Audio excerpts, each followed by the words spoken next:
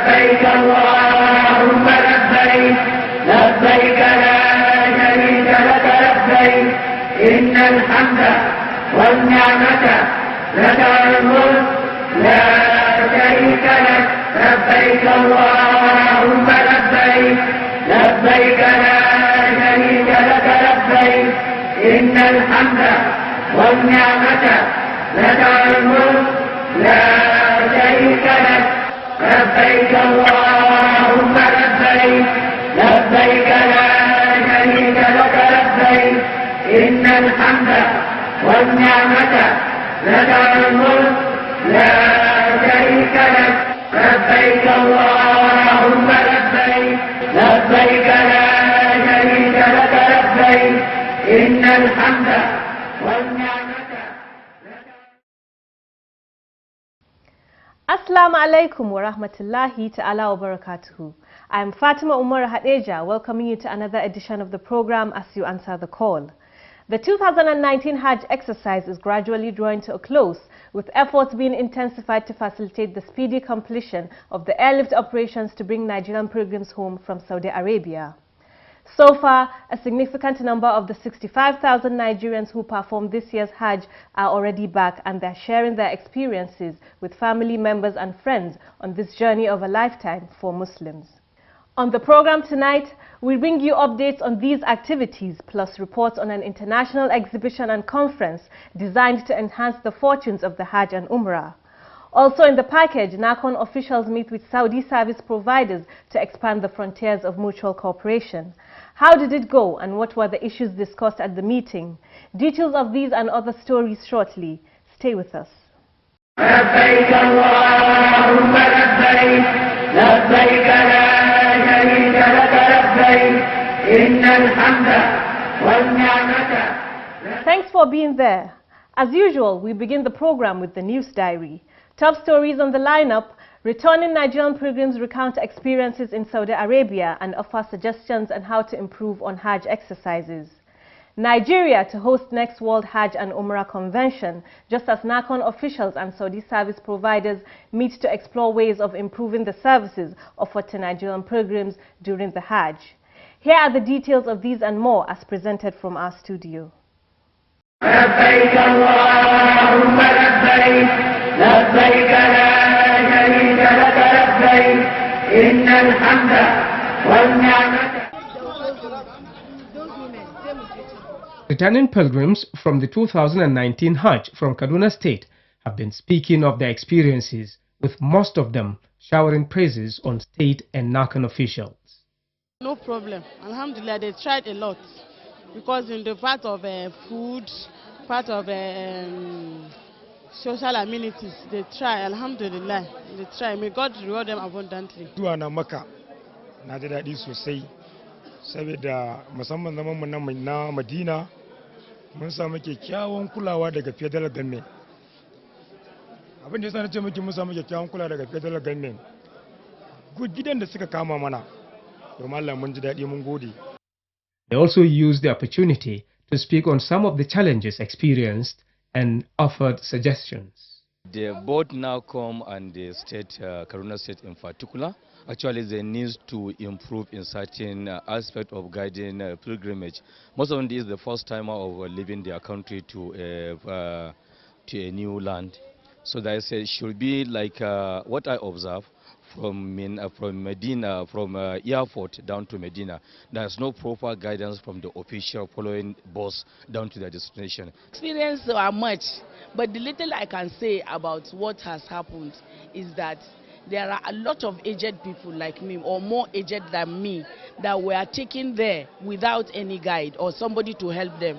If I may be allowed to say the right thing, that anybody who has an aged parent, be it a male or female, should accompany that his aged person together with him, so as to guide the person more, rather than leaving him in the hands of just those people that have mercy on them. So far, about 2,200 Kaduna State pilgrims have returned since the homeward journey began. 554 pilgrims were the latest batch to return aboard Max Air. All of them were given 5 liters of Zamzam water when they showed up to claim their luggages. A total of 3,544 pilgrims from Kaduna State performed the 2019 Hajj.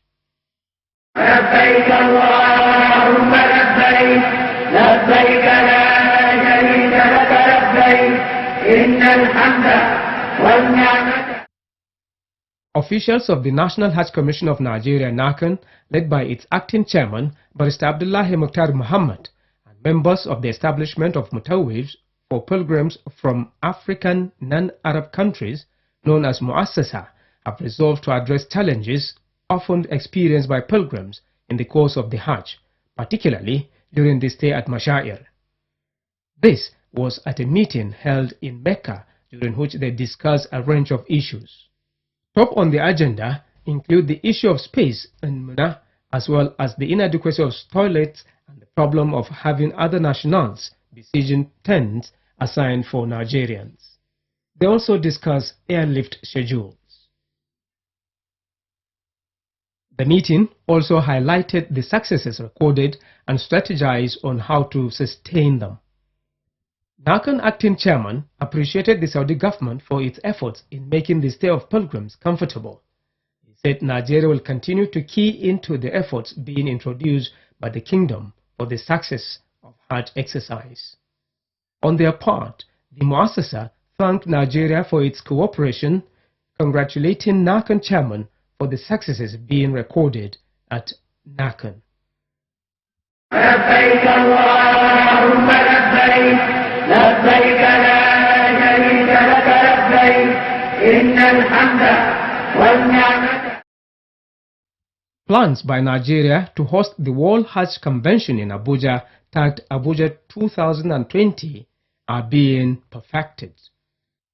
Information about the convention was on display on Wednesday, the 28th of August 2019 at the 3-day Umrah Forum and exhibition in Jeddah. Machine Tatler is the chairman of the World Hajj and Umrah Convention, gives an insight about Abuja 2020. The legacy of the World Hajj and Umrah Convention began with Malam Muhammad Musa Bello, who was the first advocate of this platform between the international community. This legacy has been taken up by Honorable Abdullahi Mukhtar, the chairman of the National Hajj Commission. We have been in early discussions since last year to bring the forum to Nigeria, to create the awareness of the developments Nigeria is making, also to showcase West Africa, the kind of excellence that the rest of the region is known for. So this discussion has been there with Abdullahi Mukhtar, the chairman of the and we have decided that we will organize the forum in Nigeria in January, in conjunction with the National Hajj Commission. Mr. Titler said the Hajj and Umrah Convention is designed to prepare decision makers on Hajj to take the necessary steps in keying into Saudi reforms on Hajj, as well as finding ways to address each country's peculiar challenge during the Hajj. لبيك اللهم لبيك لبيك لا شريك لك لبيك. MashaAllah, if you are just tuning in, the program is As You Answer the Call, a public enlightenment presentation on the activities of the National Hajj Commission of Nigeria, NAHCON. Coming shortly is our next segment, Making the Hajj and Umrah.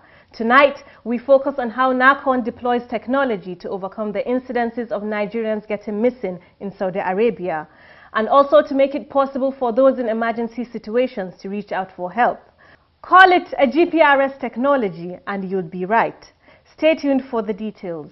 لبيك اللهم لبيك لبيك لا شريك لك لبيك إن الحمد والنعمة لك الملك لا شريك لك. The National Hajj Commission of Nigeria, NAHCON, adapts the use of information and communication technology in its operations with the aim of having a computer-based multifaceted solution for the registration of pilgrims, flight operations, complaints, and health management systems.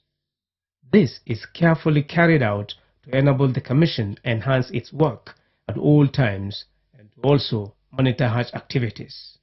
To realize these objectives, NAHCON activated its Situation Room in Mecca, which is well equipped and operates 24 hours. The Situation Room with the help of desk officers, monitors pilgrims and takes complaints through the use of the Global Positioning System application known as GPS Location Tracker. Call this ICT call center / help desk. Having that name, call center / help desk, just signifies something, that this is a place whereby our pilgrims can call and be given help. And we've already itemized one of the most difficult or challenging aspect of Hajj for pilgrims, which is getting missing, becoming lost, trying to find their ways, seeking navigation. And that is the major essence why we've established the complaint management system and the GPS coordinate application to help them resolve these problems at ease without much difficulty. To make it easy for pilgrims to call the Situation Room, NAHCON deploys different means to ensure that Nigerian pilgrims know the number to call. That is why we have the call center, whereby we have introduced our phone number. We have it all over in the accommodation of the pilgrims. We also have the guide for self-use. If you want, you can access it directly through our website, or you just put the HTTP links. And we also distribute the call center cards to the pilgrims upon arrival to the kingdom, whereby each pilgrim has have it. In case if you misplace it or if you don't have it, we normally put these stickers along the route where the pilgrims pass. So for this, I think whether you have internet or not, you can easily get to your location, inshallah. For ease of communication, NAHCON makes it possible for those manning the systems to communicate with pilgrims in different languages. NAHCON ICT call center, whereby we have Yagana, she can speak Kanuri, she can speak English, she can speak Arabic. We have Tayo, which can speak Yoruba, he can speak English, he can speak Hausa. We have Shehu, who can speak Fulani. We have Yusuf Ode, who can speak Igbo.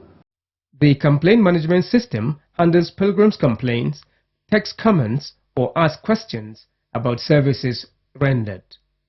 It's as simple as this for a pilgrim just to register his complaint, so that by then, from our end, we have a back end where we see how the format of your complaint, what type of complaint you have.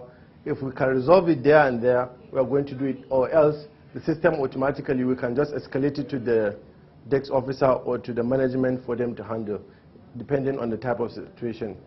And as well as we also have, apart from guiding pilgrims, we also receive calls either on accommodation or health condition, whereby if you have any health condition, we call the ambulance to come and pick you up, or call the officials, inform them where we have clinics, to take the pilgrim to the clinics. Many pilgrims have taken advantage of the service and have seen its positive impact. One of them is Hajia Amalgoni Muhammad from Borno State. She lost her handbag containing $3,000 and some Saudi riyals, including NAHCON call center card.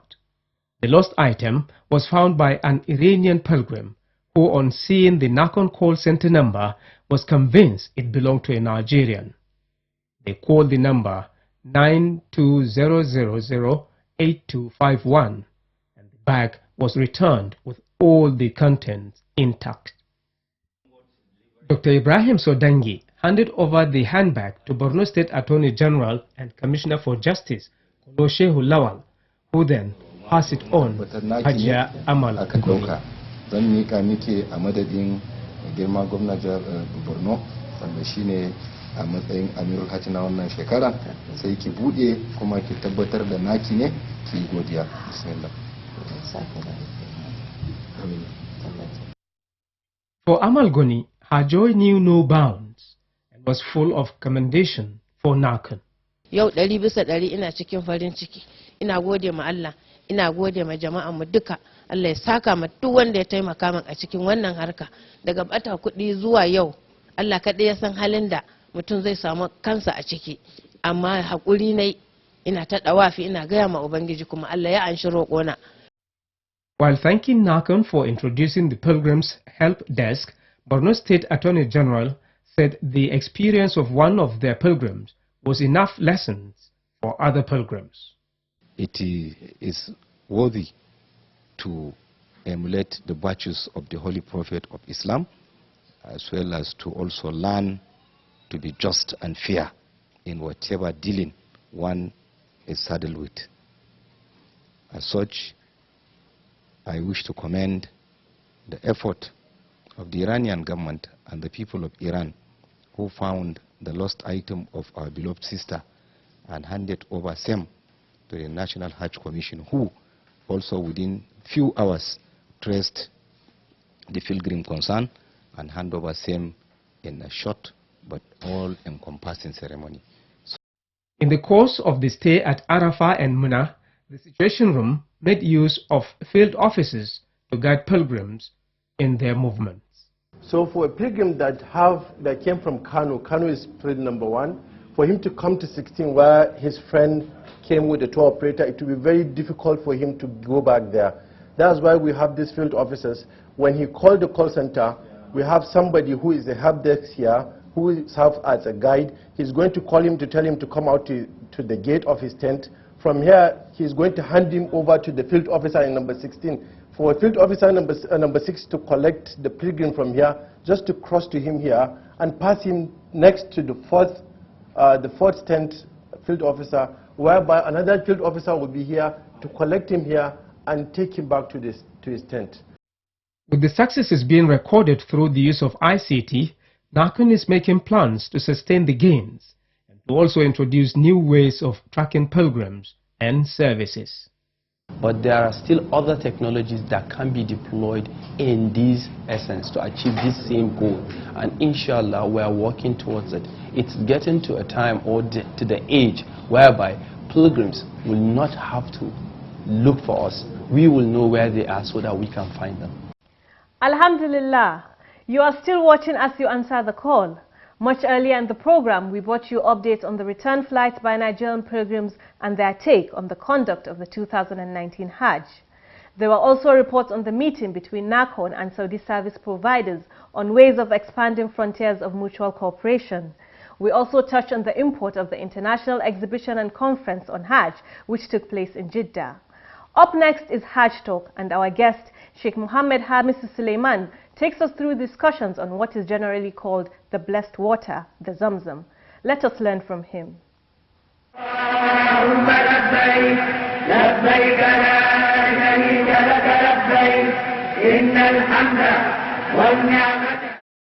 For Muslims, particularly those performing Hajj or Umrah, Zamzam water is much more than the water we know that is often taken to quench thirst. Zamzam is the story of God's mercy on His believers. What then is the history of Zamzam water and its spiritual benefits? On Hajj Talk tonight, Sheikh Mohammed Hamis Suleiman answers this and other questions. He begins by giving an insight on how the quest for water by Hajara, mother of Prophet Ismail, led to the discovery of Zamzam water. When our father, Nabiullah Ibrahim, the father of faith,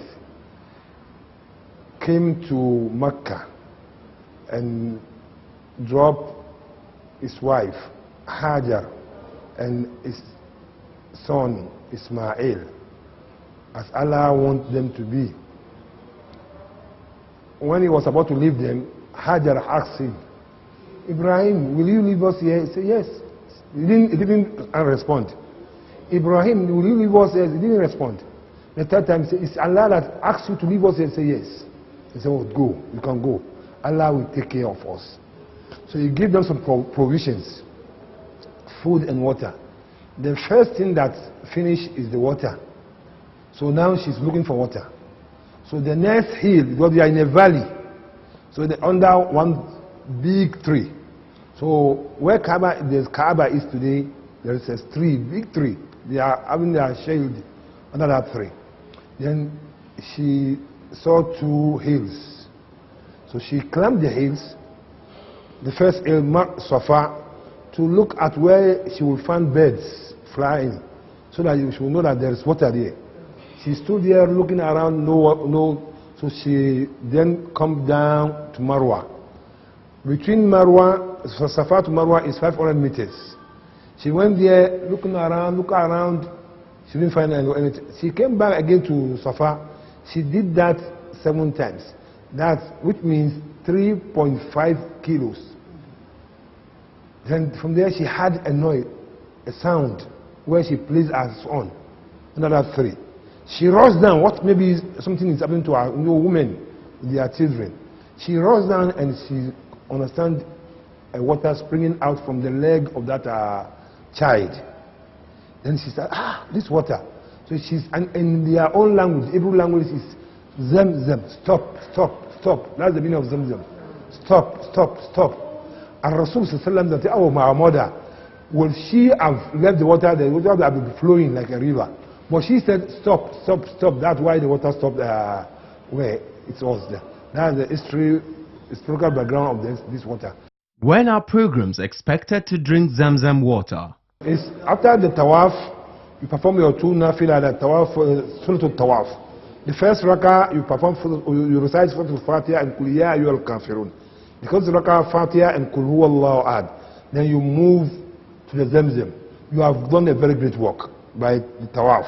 So you go there and have some Zamzam, rest, pray to, face the Kaaba, pray to Allah subhanahu wa ta'ala, oh Allah, cure me. Oh Allah, increase my knowledge. Oh Allah, increase my iman. And you pour some water on your body just to have some rest. And that is the process followed by the Prophet ﷺ. And always, once we follow the process of the Prophet ﷺ, there is no doubt we'll be successful in this world and the hereafter. What are the spiritual benefits associated with the use of Zamzam water? The most purest water on the earth, and is also more or less a shifa, cure to every Muslim who believes in it. And Rasul Sallam says, Zamzam shifa, Zamzam lima shuriba la. Zamzam lima shuriba. Zamzam is for whatever you drink it for. If you want to be increased in knowledge, drink Zamzam. Oh Allah, Rabbi zidni ilman. Inshallah, with your belief, Allah will increase you in knowledge. If you are sick, drink Zamzam. One of our Sheikh, Salaf, said he has problem in his thumb. So she tried to use many medicine. When he came to Makkah, he placed the thumb in the Zamzam for about 3 days, and all these illness fell away. So Zamzam is very dear and very, very important to the Muslim Ummah. Can it be used for ablution or bath? Yes, we can use it to do ablution and spiritual bath. But it's better we use other waters because the Zamzam is very, very dear. Although here in Makkah it's many, but for us that came from, so if you go home and be using them for bathing, there's no harm in that. Nobody stop it. But it's better you use it for other major things than taking bath with them. You use other waters to take bath, and after that you can rub yourself with the the water of Zamzam. That will be better for you. Wallahu ta'ala. For anything unspiritually, we should try it. Everything that on pure things, to try to abstain from it by using Zamzam. We use another water for all impurity, but anything pure, we use Zamzam. Drinking, rubbing ourselves with it, rubbing our brains with it, our head with it, is very, very nice. Because this thing is spiritual, and the more you respect the spiritual aspect of Islam, Allah will increase your iman. Sheikh Muhammad Sulaiman further explains what not to do with Zamzam when sharing with loved ones. You take the Zamzam, maybe you are giving half a kilo or 5 liters or 10 liters, and if the family is a very large family, you then mix it with another water so that you don't know. Please use the one you have, and those that get it, it's your own share. Don't mix it with anything. Small, at least, it's okay. Those who are lucky to be around, fine. Don't try to mix it with another water that will spoil the spiritual belief, the spiritual aspect of the water. The Islamic scholar urges Muslims to always imbibe the lessons of Hajj in order to earn more rewards from Allah.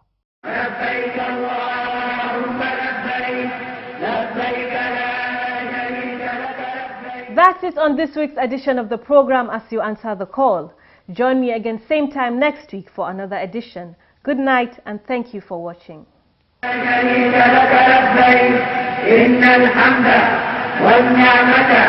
لك الملك لا شريك لك لبيك اللهم لبيك لبيك لا شريك لك لبيك إن الحمد والنعمة لك الملك